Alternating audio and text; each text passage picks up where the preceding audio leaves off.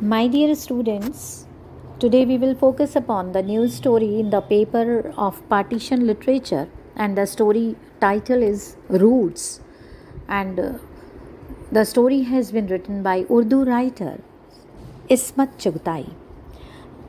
Students, now just focus upon the title Roots. Roots means jade. Roots is the story of bond.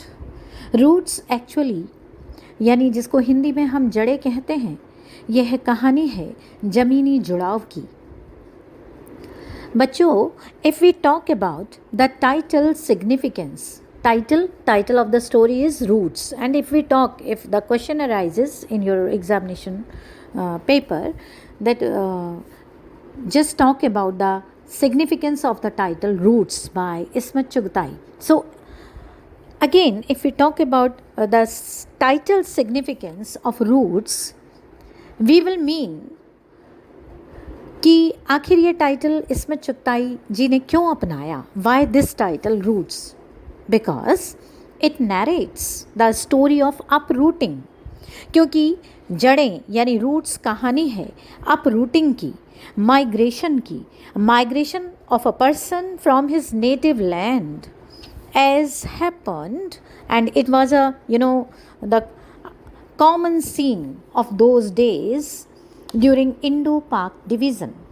The person concerned who is facing migration or who is compelled to migrate from his native land, the person in his own self will be no more. एक व्यक्ति को अगर उठाकर जहाँ वो हमेशा से जिसने जन्म लिया हो जिस ज़मीन पर, वहाँ से उठाकर ज़बरन उसको किसी और धरती पर भेज दिया जाए, तो how much pathetic the situation would have been.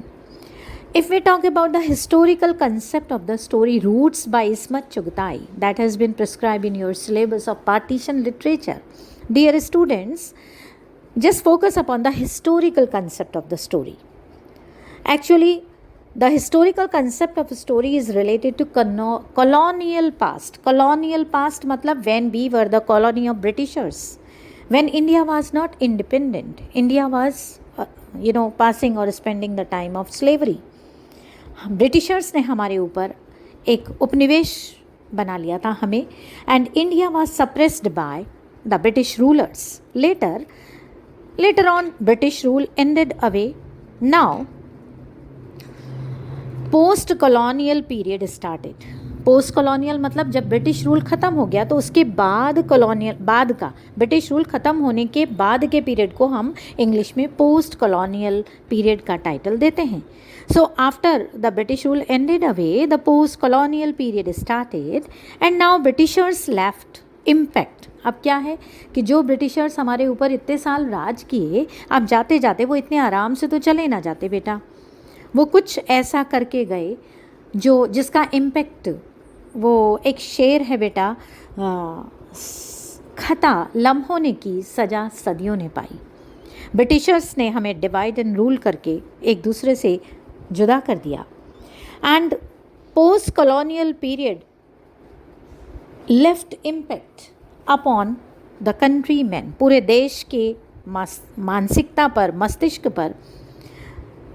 We were facing different types of hurdles, problems, complexities like psychological trauma. हम एक अजीब से मानसिक यातना से गुजर रहे थे, मेंटल स्ट्रेस इत्यादि से गुजर रहे थे. The present story Roots by Ismat Chughtai is reflecting the scenario before partition. ये स्टोरी पार्टीशन के बाद की नहीं है, बिफोर पार्टीशन. सोचो, जस्ट कंसंट्रेट, जस्ट इमेजिन कि अभी पार्टीशन नहीं हुआ है, होने ही वाला है, और पार्टीशन से कुछ दिन पहले की स्थितियाँ समाज में क्या रही होंगी. The present story talks about the contemporary conditions of pre partition era, and here the place that has been discussed in the story is Marwar. In the family, inside the story, in the family, the situation as has been discussed or reflected inside the story. When you go through the text, हम text पढ़ते हैं तो हमें सबसे पहले सबके चेहरे पीले पड़े हैं. There were pale faces. And no one has got any meal. घर में खाने को नहीं था. 6 days have passed away. 6 दिन बीत गए. And Muslims नज़रबंद थे. Children were creating chaos inside the house. घर के अंदर इतने सारे बच्चों ने जो स्कूल नहीं गए थे क्योंकि बाहर जाने की स्थितियां नहीं थी. स्कूल की जाने की तो क्या, बाहर घर से बाहर भी निकलने की यानी नज़रबंद जैसी वाली स्थिति थी. तो बच्चों ने घर के अंदर कोहराम मचा रखा था.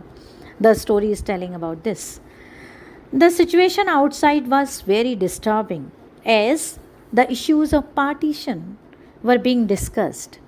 बाहर स्थितियाँ क्या थी कि पार्टीशन हुआ नहीं था, होने वाला था, और ये निर्णय लिए जा रहे थे कि जो अल्पसंख्यक यानी जो मुस्लिम्स हैं, जिस जगह पर मुस्लिम्स अल्पसंख्या में हैं उनको पाकिस्तान भेज दिया जाए, और जहाँ हिंदुस्तानी कम संख्या में है वहाँ पर उनको इंडिया भेज दिया जाए. तो दीज डिस्कशंस, और ज़्यादातर मुस्लिम फैमिलीज़ पाकिस्तान चली गई थी, लेकिन कुछ गिने चुने परिवार, कुछ जो वहाँ के मुअज़्ज़िज़ परिवार थे वो अभी भी इंडिया में थे, हिंदुस्तान में थे.